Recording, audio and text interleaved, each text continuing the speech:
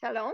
My name is Liz McGee, and I am a teacher with theelectlife.org ministries, here with another inconvenient truth. Now, these are going to be short, quick videos, and today I want to talk about Yashua, the Nazarene. I think that's a very common New Testament phrase. He was a Nazarene, or he was from Nazareth. But what does that really mean? Okay, I want to say this first about being a Nazarene and what that means. It's an Old Testament lifestyle, and many of the prophets, like Samuel, some of the great prophets, even Paul took a Nazarite vow in the New Testament. So there's something up with this. But what it is if you are not legitimately born into the lineage directly of being a Levite or a high priest, or in, let's say, of the royal bloodline of King David or something, then you didn't have part per se in those specific prophecies, but it didn't mean that you could not function within Israel in this high anointed level of king and priest in terms of taking on the birthright, the responsibilities of the firstborn, and being a very highly spiritual person, okay, and really wanting to be part of the larger spiritual destiny of all Israel. Okay, so it had an outward symbol too, because other things have insignias, like the high priest had a whole garb of insignia for him. The king had his insignia, his banner, and everything. Well, the same thing with this group of people called the Nazarenes. All right, and they would take what was called a Nazarite vow. But one of the main outward marks of them is that they would not cut their hair. They would have and this is the story of Samson, who took the Nazarite vow, and his hair, remember, was very long and flowing. But it is what it represents, the outward mark of holiness. It's an outward mark of holiness or consecration to Yahweh, the God of Israel, on a very high level. The word is a verb, and it means the crown, all right? And it kind of references the crown, let's say, on the high priest. Now, a crown is the one insignia that denotes their rank. They have a crown, okay? The king, but the high priest also had a special crown that he wore, and it had a special plaque, or what's the word on it, that said, I think it said, holy to the Lord. So this idea that if you're not cutting your hair, but it means the hair of the Nazarite was his crown, picturing his holiness to Yahweh. The biblical royal crown was a symbol of a person's consecration to his office as a high priest or king of Israel. And now your hair, which really does, your hair represents like the full extension of all your thoughts, right? So if my root, if you could, all the different threads in my brain, each one was a hair, and you could bring it back to its source. So this is the idea. So their head is just full of the thoughts of God. I mean, they're just full of the knowledge of Elohim, all right? And at a very, very high level. So that's and it was available to anyone. A lot of, I'm sorry, but true Torah lifestyle set up by Moshe was a very democratic system. So now I want to talk about these Nazarenes. So the thing is, because there wasn't really a town, and archaeologically, they have never found, quote unquote, the town of Nazareth.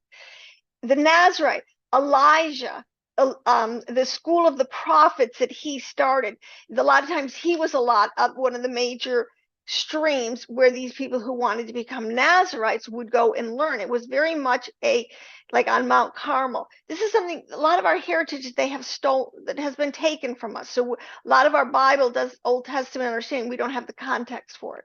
But I want to tell you, Mount Carmel, which is up north, which is and that's where a lot of these Nazarenes would go, and they would study and live aesthetically and communally.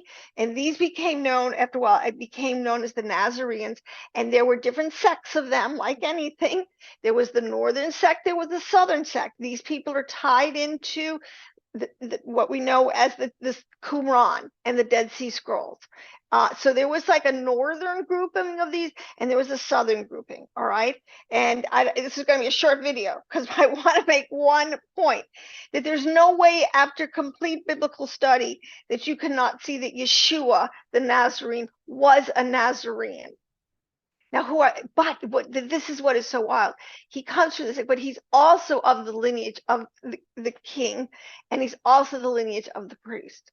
So here we have an astounding third component coming in here, because the Essenes believed that they had they were the ones keeping then they were known. Okay, so now fast forward the Nazarenes forward into the Essenes.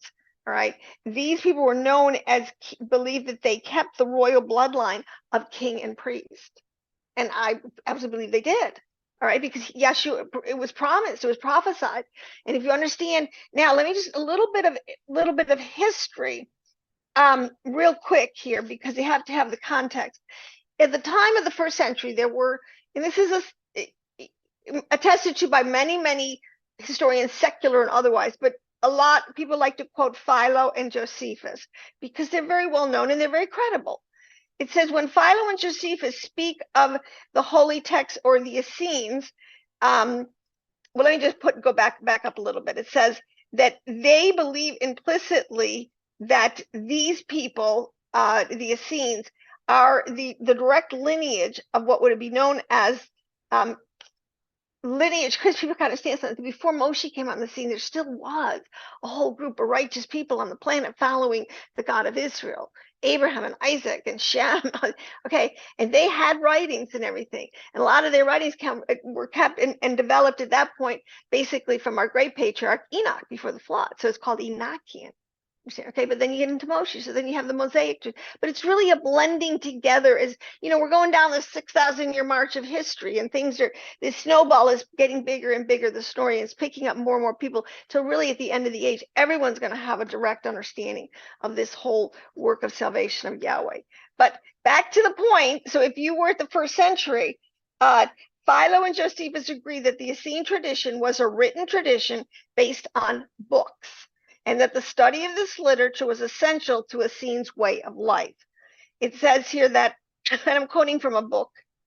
Oh gosh, I don't have it right in front of me. I'll put it in the credits, put it at the video. So, but it says here that they were zealous in the writings of the ancients, which is a direct reference to what I just said, to the quote unquote Enochian literature, which is older than Moshe, but it was still within the stream of the writings of the righteous. So the laws of Philo confirms that they applied themselves with great industry to the study of the laws of the fathers, and they were educated in the holy books. That the laws that no human mind could have conceived without divine inspiration.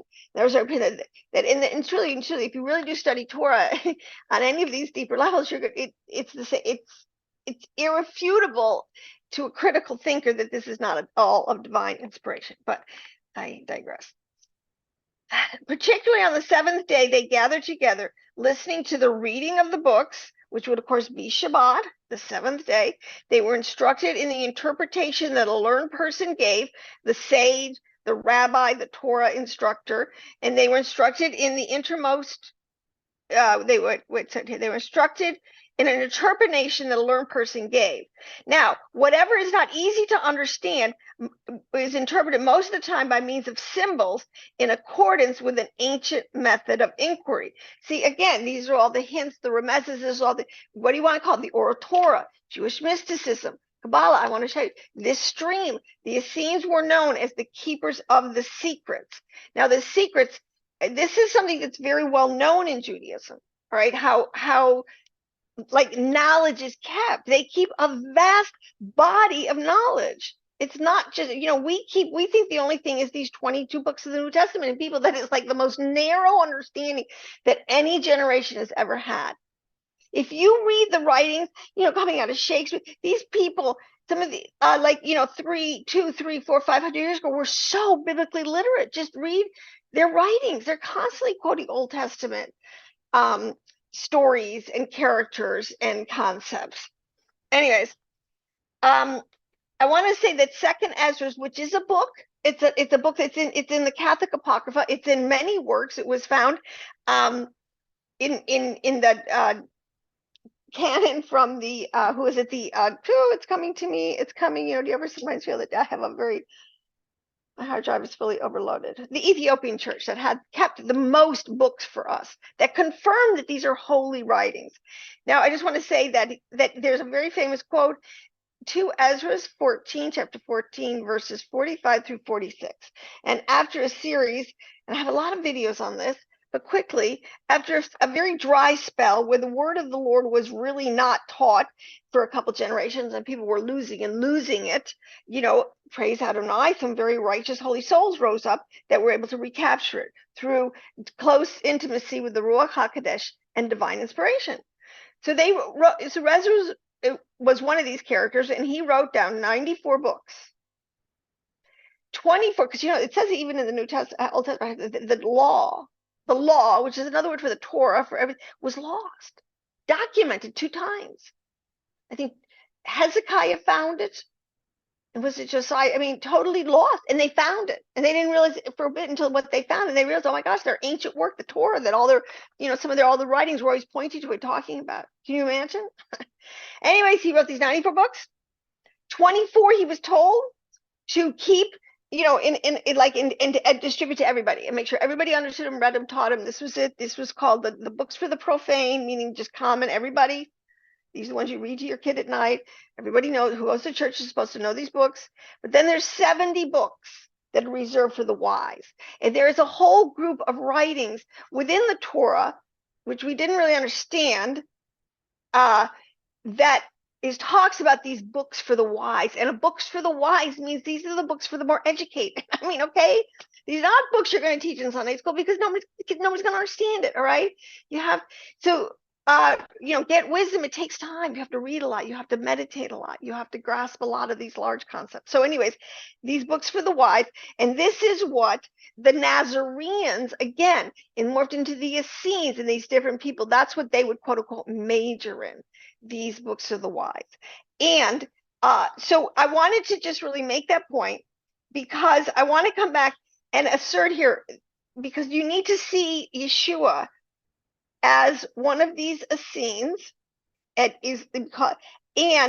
as he is expounding on this whole concept, the keys of the kingdom, that he said we're lost, that he is going to teach his disciples, so how they can understand heaven and how they will not be locked out of the secrets of the kingdom of heaven. That's what he's talking about.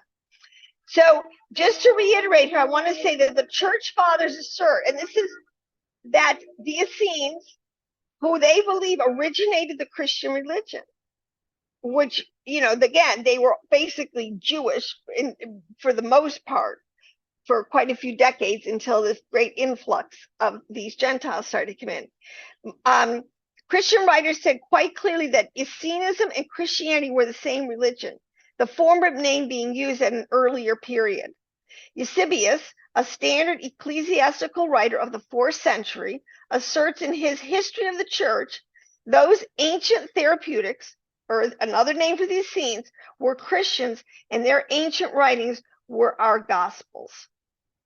So this is a very exciting way to look at Torah, because I feel like it's a huge puzzle, and now all the pieces are coming together and coming into their context, and we can see this great group who basically were lost to history, not so much lost, but this is another indication how, and just let me say this, a Christian, you need to understand how tremendously devastating the loss of the temple was in the 1st century for the Jews, for that region of the world, and for scholarship, for I just could go on and on. But it was such a huge, in the way that the Romans just totally, emaciated them, did everything they could to wipe out their history, all of their, and just by the grace of God, they were their writings, which is the most important thing. You can build a temple again,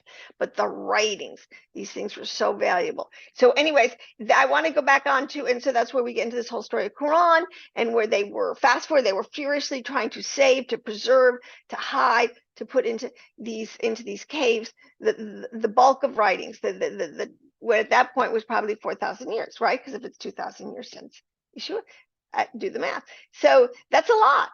They were the keepers of the secret. If you were a Nazarene, you were very serious about your spiritual heritage.